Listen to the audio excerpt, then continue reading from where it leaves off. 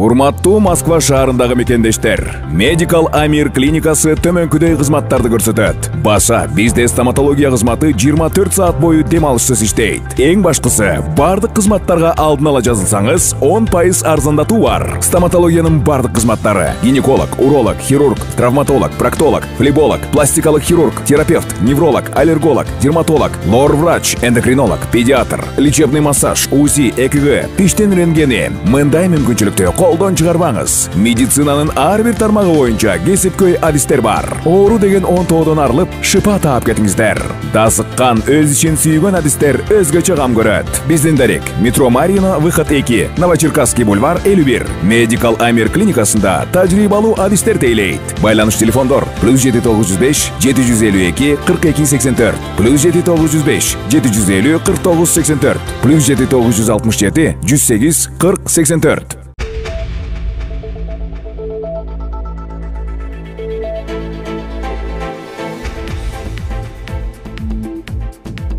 Балыкчыда 2 май кызматкери пара талап кылууга шектелип кармалышты. Балыкчы шаарында жол кыймылынын коопсуздук камсыздоо башкармалыгынын 2 кызматкери пара талап кылууга шектелип кармалды. Бул тууралуу улуттук коопсуздук мамлекеттик кызматы кабарлады.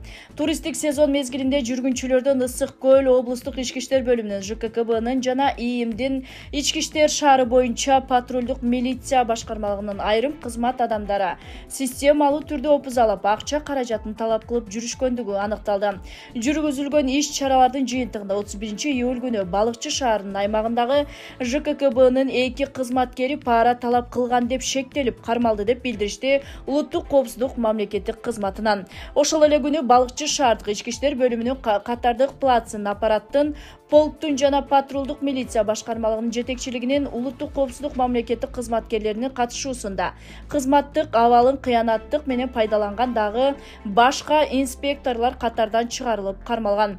Азыркы учурда козголгон кылмыш ишинин алкагында жогоруда белгилеген коррупциялык схемага ЖККБнын башка жооптуу кызматкерлеринин катыштыгы бар экендигин аныктоо боюнча иштер уланууда. Ошондой эле жасалган кылмыштардын факт жүзүндө жагдайларын аныктоого багытталган чаралардын комплекси жүргүзүлүп, анын жыйынтыгы боюнча бардык тиешеси бар адамдарды жазык жоопкерчилигине тартуу боюнча акыркы чечим кабыл алынат.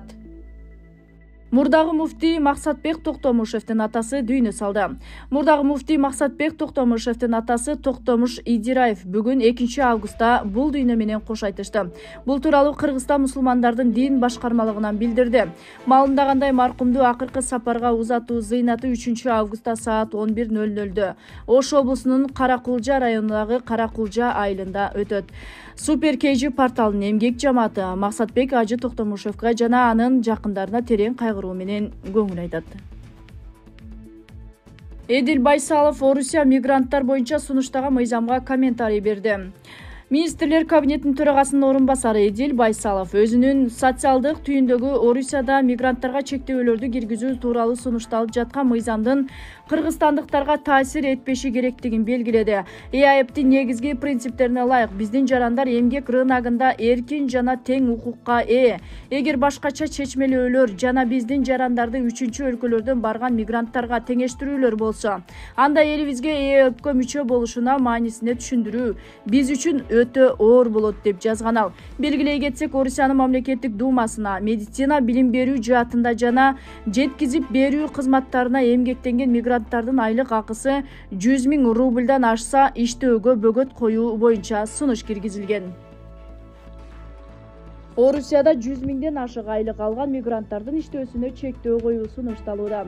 Орусиянын мамлекеттик думасына медицина билим берүү жаатында жана жеткизип берүү кызматтарындагы эмгектенген миграциялардын айлык акысы 100 000ден ашса иштөөгө бөгөт коюу боюнча сунушу киргизилди. Бул туурасында орус басылмалары жазышууда. Маалымдалгандай, Справедливая Россия за правду фракциясынын башчысы Сергей Миронов менен анын биринчи орун басары Яна Лантратова бул мыйзам Орусиядагы орточо айлык акыдан жогорку сумманы алып жаткан мигранттарга гана колдонуларын билдирген. Алардын айтымында билим берүү жаатында өлкөнүн гана жарандары келечек муунга патриоттук таалим берип, үрп адаттардын калыптануусуна жардам берет. Ошондой эле мыйзамдын авторлору медицина тармагындагы эмгектенип жаткан айрым чет элдик жарандардын билим деңгээли төмөн экендигин кошумчалашкан. Түрк бийлиги жарандарын Инстаграмга кирүүгө тыюу салды. Бүгүн 2 августта Туркиянын бийлиги өлкөдө Инстаграм социалдык тармагына кирүүгө тыюу салып, анын иштөөсүнө бөгөт койду. Бул туурасында чет элдик басылмалар кабарлашууда. Мындай чечим Туркиянын маалыматтык технологиялар жана байланыш башкармалыгы тарабынан чыгарылган. Анын себептери жана чектөө мөөнөтү ведомствонун сайтында айтылган эмес. Ал эми айрым чет элдик ММКлар Хамастын саясий бюросунда башчысы Исмаил Ханиянын Иранда өлтүрүлгөндүгүнө байланыштуу Туркиянын социалдык түйүн аркылуу айткан көңүл айтуусуна бөгөт койгондон кийин мындай чечим чыгарылган болушу мүмкүн деген божомолдорду айтышууда. Орусияда багыт 1 поезд жүк ташуучу унаа менен сүзүштү.